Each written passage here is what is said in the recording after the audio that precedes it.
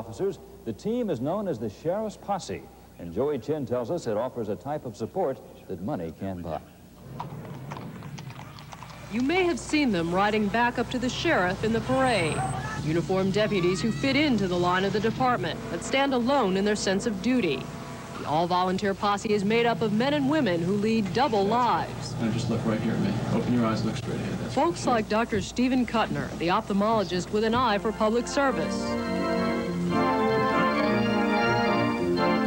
Or someone like Bruce Williams, who finds harmony with his organ tuning trade and his second career on the streets. How you think? What do you think? Or Ed Gibson. By day, he colors the world with images from his lithography business, and after hours sharpens the line of the sheriff's department. Gibson makes a quick change at the jail a couple of nights a week and again on the weekends. Like the other 121 volunteer deputies, he spends hours working in the jail and helping to fill manpower gaps in the department. I haven't seen them in any given situation that they could not control. Volunteering for the posse means a major financial commitment as well. Up to now, officers had to ante up for their own vehicles, weapons, horses, uniforms, and hours of training. Somebody could have spent $20,000 if they went out and bought a brand new four-wheel drive vehicle, and then the time they bought all their gear. It's quite a commitment, but it's very rewarding. ETA of 5 minutes.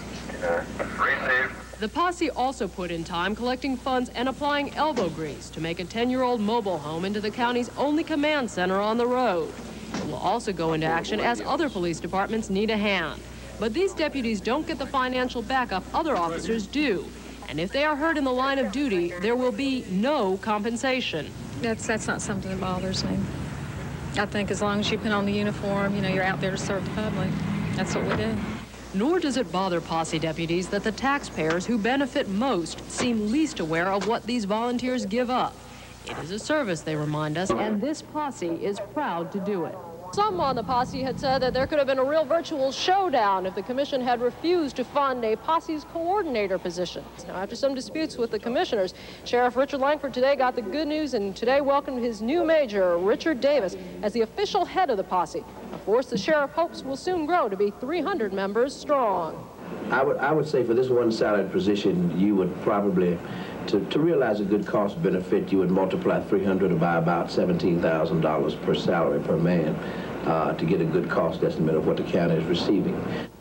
Now, that's what the county is getting for a $26,000 major's position, which has been assigned now to Richard Davis, who will now be coordinating that posse officially, a job that he has held for 3 years. And this posse has been going on for many years, doing a lot of good works for the county, and we are, in effect, getting them pretty cheap. John and Kelly? Yeah, they show up at a lot of big civic events and help with crowd control and that sort of thing. Yeah, they do. That's probably the most visible thing that they do, John, but they also do a lot of stuff at the jail, helping out coordinating visitors and a number of other duties at the jail. They've done a lot of work and they expect to do more. I'd like to welcome everyone. This is the culmination of an awful lot of work. What you're seeing here is the beginning of the now nationally famous Johnny Beckman run. A feat by itself that is really almost unbelievable when you analyze it. We took 970 motorcycles from Perimeter Mall to Helen, Georgia, a distance encompassing some 50 miles, without one single incident. When we got to Helen, Georgia, we were shocked to find out that this event had raised $140,000, all of which goes to the Children's Brain Tumor Foundation, a cause that we're extremely sensitive to and something that motivates us no end.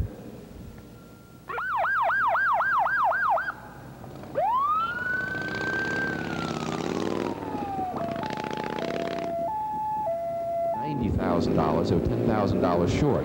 Honda Motor Company donated a new Honda Goldwing, which was raffled off.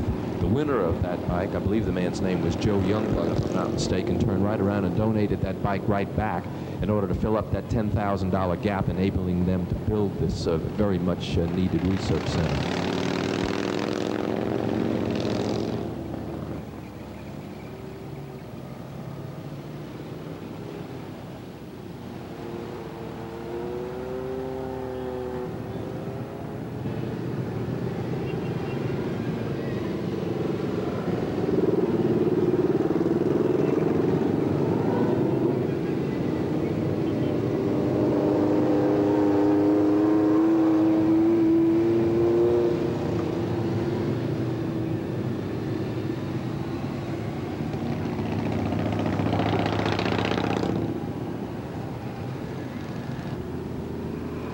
trip from Perimeter Mall to Helen took us approximately an hour and 45 minutes. When we got to Helen, the whole town really rolled out the red carpet for us. They couldn't possibly have been nicer. All the merchants up there got together, and they put together quite a spread. They fed everybody lunch, and it was really a most worthwhile Sunday afternoon. We were just delighted no end to be there. We're looking forward to it again next year.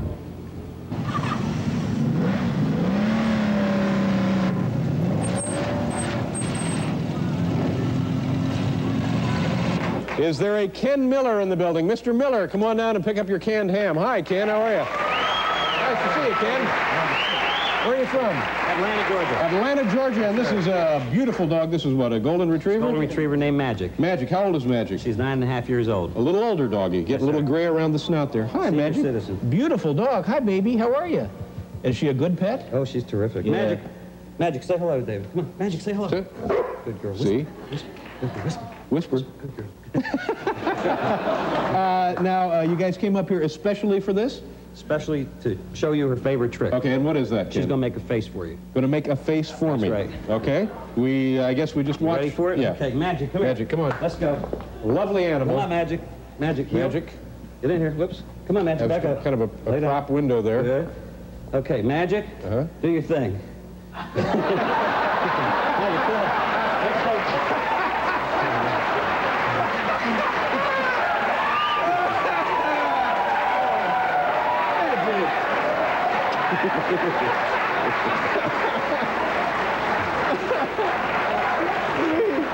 See, the great thing about dogs, she'd sit there for hours. That's right. Wouldn't she? Right. What a sweet baby. Yes. Here it is. We're going to look at it in the replay. It's so much more enjoyable in slow motion. Nice job, man. Nice to meet you. Thanks for coming up. Bye, Magic. Take care. Bye-bye. I want you to join me in welcoming Lieutenant Ken Miller. Give him a big hand.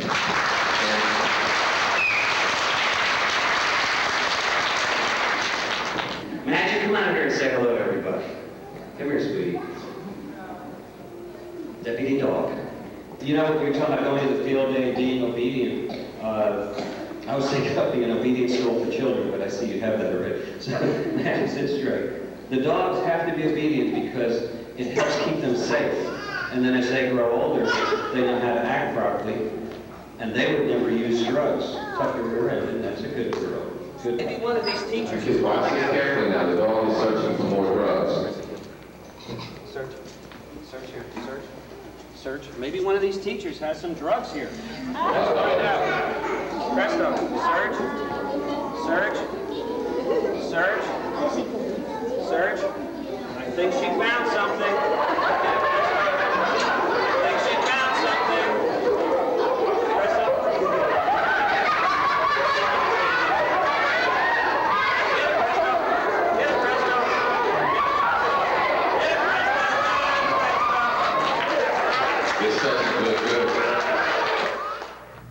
Residents who live near Chastain Park are praising police and sheriff's deputies for last night's sweep of teenage troublemakers. Residents have been complaining of increased drinking and rowdyism around their homes. Channel 2's John Austin reports they hope tough police action will bring things back to normal. Atlanta police and a posse from the Fulton County Sheriff's Department were rounding up problem youngsters, the ones making noise and drinking liquor. At roadblocks, lawmen handed out more than 100 tickets and made at least 8 DUI arrests. It all lasted from 8:30 at night until 2:30 in the morning. In fact, we left out of here about 2:20. We didn't get 2 blocks, and we had an extremely dangerous drunk driver almost run into me in our mobile command center, and they had to chase him down Roswell Road. He was so drunk he couldn't even stand up, much less operating a motor vehicle. I've never seen a more efficient, effective, courteous, yet very forceful demonstration of law enforcement. Neighbors would like to see a mounted patrol that could be based at one of the local stables. Occasional roadblocks like the one on Friday would be fine, too. Some people are going to feel like they were inconvenienced. And, you know, we said to them, I think you'd rather be inconvenienced this way than getting a call to come down and identify somebody at Grady. Law enforcement people say they will be back to Chastain Park to give repeat performances.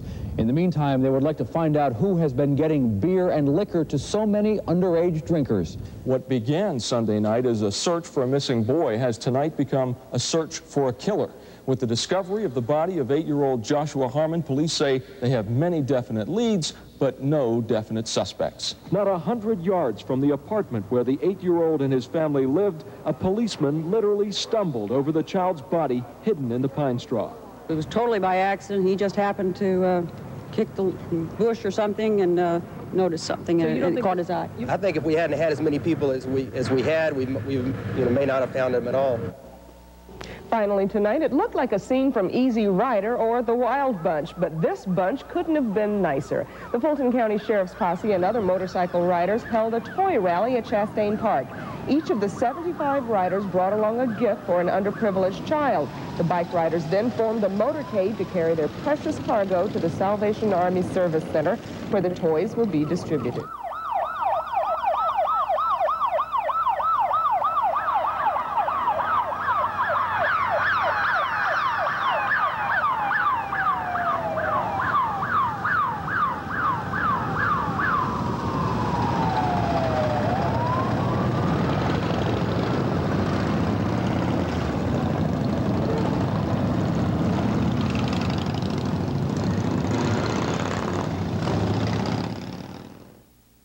The toys that these folks are providing will make Christmas happy for about 7,000 children or more through our toy shop. They'll be distributed on Christmas, before Christmas Day.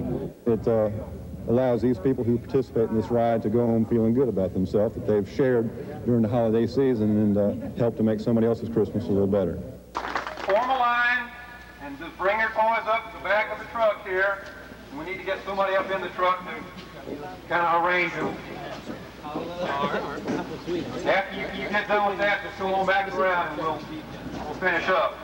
This is the 5th year the ABATE Motorcycle Club has donated toys for needy children at Christmas. ABATE, by the way, stands for American Bikers Active Towards Education.